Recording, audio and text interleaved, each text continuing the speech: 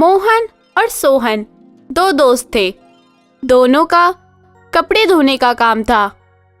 मोहन के पास भी दो गधे थे और सोहन के पास भी दो गधे थे। दोनों उन गधों पे लाद कर कपड़े ले जाते और तालाब से धोकर गांव में लोगों को दे आते, जिसके बदले में उन लोगों को पैसे मिल जाते और उन दोनों की जिंदगी बहुत अच्छे से बीत रही थी। मोहन के पास जो दो गधे थे, उनमें एक गधा बहुत ही ज्यादा खाता था।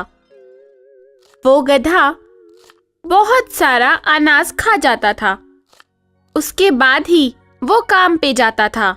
जो गधा पेटू था, उसकी पीठ पर एक लाल रंग का धब्बा था, जिससे मोहन पहचान जाता था कि ये ही पेटू गधा है। मगर उसका दूसरा गधा कम खाता था और आराम से रहता था। वहीं मोहन के दोस्त सोहन के पास भी दो गधे थे, जो न ज्यादा खाते थे न कम खाते थे। यानी कुल मिलाकर मोहन अपने पेटू गधे से परेशान था और सोहन अपने गधों के साथ खुश था। अरे यार, मैं क्या करूं? इस गधे के बच्चे ने तो मेरी जिंदगी खराब कर रखी है। यार, इतना ज्यादा खाता है, इतनी खुराक में तो मैं 4-5 गधों को पाल लूं और अपने कारोबार को बहुत बड़ा कर लूं। इससे कैसे पीछा छुड़ाऊं यार? आप कोई उपाय क्यों नहीं सोचते? आप इसको किसी के हाथों बेच क्यों नहीं देते? अरे किसको बेचूं? इस नालायक के बारे में पूरा गांव जानता है कि ये बहुत ज्यादा खाता है। इसे कोई खरीदेगा ही नहीं। उल्टे मैंने अगर इसे किसी के हाथों बेच दिया तो वो जिंदगी भर मुझे धोखेबाज ही समझेगा। आप इसे अपने दोस्त सोहन को दे दीजिए। सोहन अपने दो गधों के साथ इसे भी रख लेगा। और तो और, आपको शायद पता नहीं है, सोहन भैया को हमारे इस पेटू गधे के बारे में बिल्कुल नहीं पता। वो तो उस दिन घर आए थे तो हमारे गधों की बहुत तारीफ कर रहे थे। अरे भाभी, मैंने कल देखा था मोहन भैया इन दोनों गधों पर सामान लाद कर ले जा रहे थे। तुम्हारे गधे तो बहुत मेहनती हैं। अच्छा, तो ये है आप लोगों की तरक्की का राज। अरे हाँ भाई साहब, आप बिल्कुल सही कह रहे हैं। मेरे दोनों ही गधे बड़े अच्छे हैं, बहुत मेहनती हैं। तुम बिल्कुल ठीक कहती हो सरला। मैं कल ही जाकर सोहन से बात करता हूं और अपने नालायक गधे को उसके हवाले करता हूं।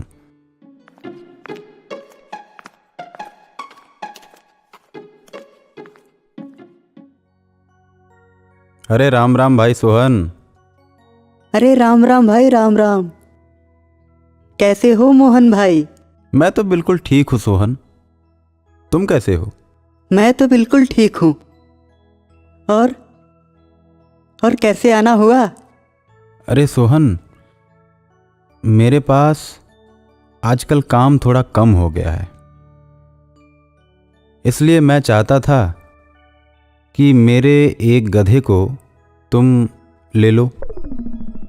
मैं पैसों में थोड़ा कम ज़्यादा करके तुम्हें दे दूंगा। हालांकि मैं सोच रहा था कि अपने गधे को किसी और को बेच दूं,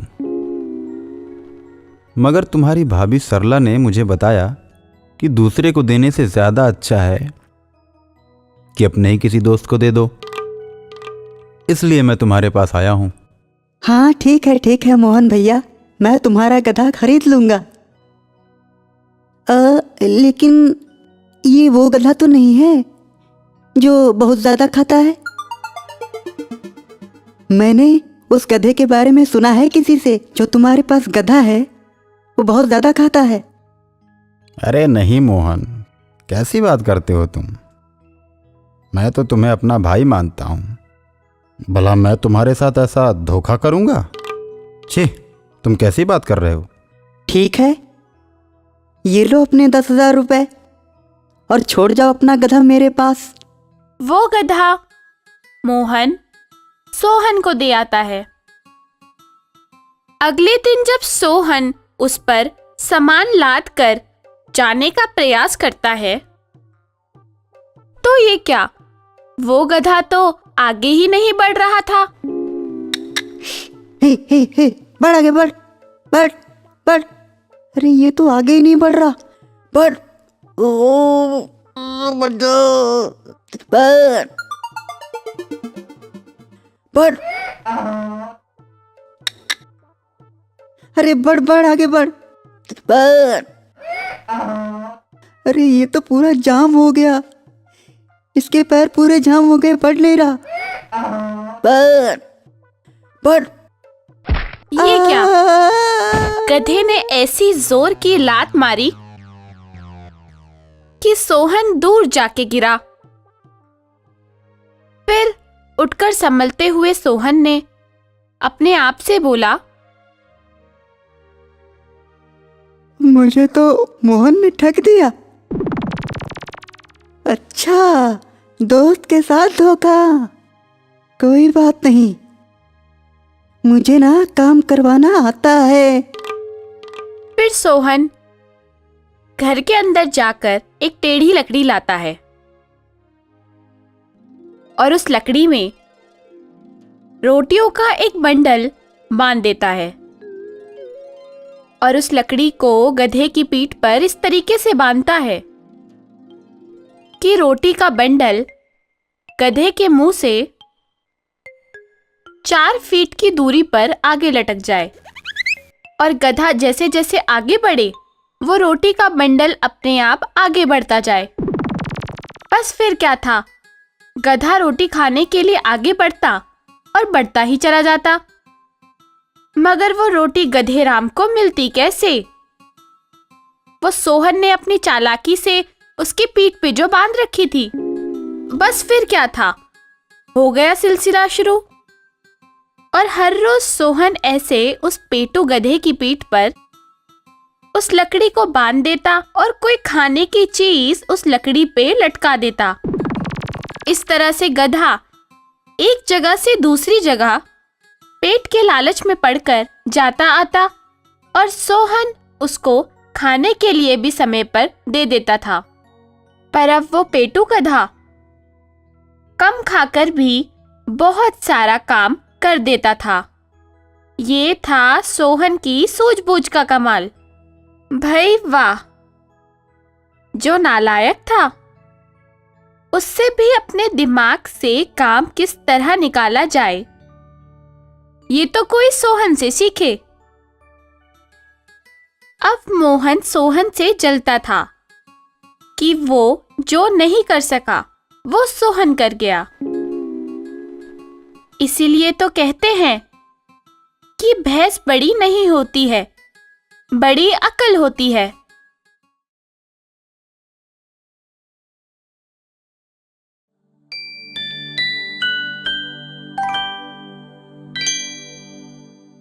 सीतापुर गांव में 4 दोस्त रहते थे, रमेश, महेश, सुरेश और मोहन।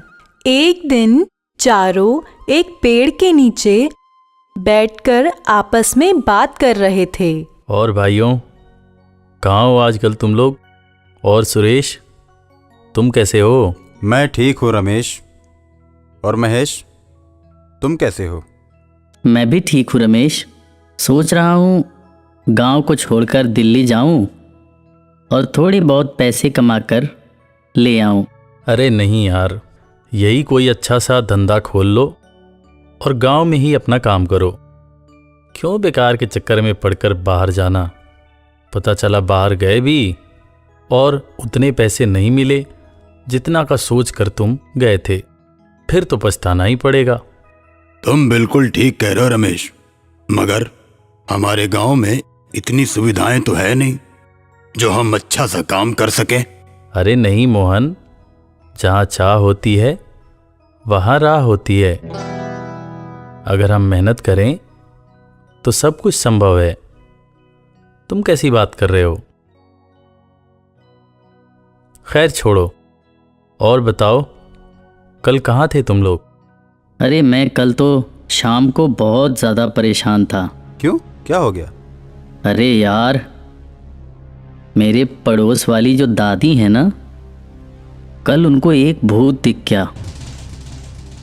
अब वो कल से बहुत ज़्यादा रो रही हैं और उनको खाना पीना भी अच्छा नहीं लग रहा। तुम भी कैसी बच्चों जैसी बातें करते हो महेश। भला भूत प्रेत भी कहीं होते हैं? नहीं नहीं रमेश, भूत होते हैं, तुमको नहीं पता। मैंने तो अपनी आंखों से चुड़ैल को देखा है। क्या बात कर रहे हो सुरेश? हाँ रमेश, मैंने तो अपनी आंखों से चुड़ैल को देखा। अच्छा, कैसी थी वो? यार, वो सफेद साड़ी में लिपटी हुई थी और उसके पांव उल्टे थे। अरे बाप रे, तो फिर तुमने क्या किया? मैं चुपचाप बैठा रह गया। ये तब की बात है जब मैं अपनी बुआ के घर जा रहा था। तभी हमारी गाड़ी के सामने से वो चुड़ैल